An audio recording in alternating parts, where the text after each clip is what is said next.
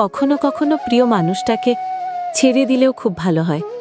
কারণ যে হাত প্রয়োজনে সাথ দেয় না, যে সম্পর্ক কদর করে না, আর যে ভালোবাসাটা শুধুমাত্র মতলবের জন্য জুড়ে আছে। দেখো, জীবনে আমরা প্রায়ই সেই জিনিসগুলোকেই জাপটে ধরে বসে থাকি যার কোনো অস্তিত্বই বেঁচে থাকে না।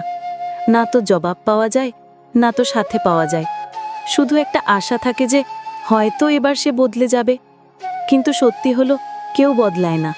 তুমি চেষ্টা করেছো, প্রতিবার বুঝিয়েছো, প্রতিবার সম্পর্কটা সামলেছো, কিন্তু সামনের মানুষটা কখনো এটা ভাবেনি যে তুমিও একজন মানুষ, তুমিও ক্লান্ত হও, ভেঙে পড়ো।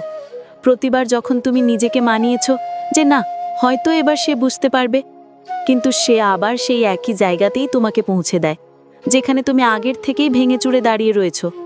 আর আবার তখন হৃদয় বলে, বাস অনেক হয়েছে, আর না। দেখো, কখনো কখনো সম্পর্ক ভাঙতে হয় না, কেবল একতরফাভাবে সম্পর্ক নেভানো বন্ধ করতে হয়।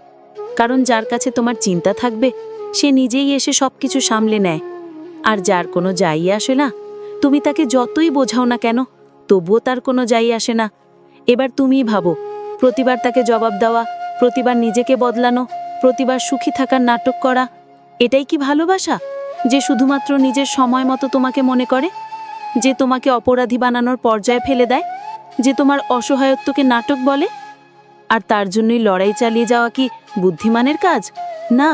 কখনো কখনো ছেড়ে দেওয়া খুবই জরুরি হয়ে পড়ে, না বদলা নেওয়ার ভাবনা থেকে, না রাগের বশে, বরং নিজের ভালোর জন্য ছেড়ে দাও সেই সম্পর্ক যেটা শুধু তোমার দেওয়াতেই টিকে আছে। কারণ যে মানুষটা যখন ইচ্ছে তখনই তোমাকে দোষারোপ করে, তোমার ওপর দোষ চাপিয়ে দেয়, যে পরিস্থিতি তোমাকে ভেতর থেকে শেষ করে দিচ্ছে, দেখো, একদিন তুমি বুঝে যাবে যে সম্পর্ক সেটা কখনোই নয় যেটা টিকে থাকে, বরং সম্পর্ক সেটা হয় যেখানে না বললেও সে বুঝতে পারবে। আর যখন এরকম কেউ না থাকে, তখন নিজেকে থামিয়ে নেওয়াই সবচেয়ে বড় শক্তি। তুমিও যদি কারো প্রতি তোমার কর্তব্য পালন করে থাকো এবং তার বিনিময়ে নিজেকে হারিয়ে ফেলেছ, তাহলে তোমার মতো সত্যিকারের মানুষ আজও আছে।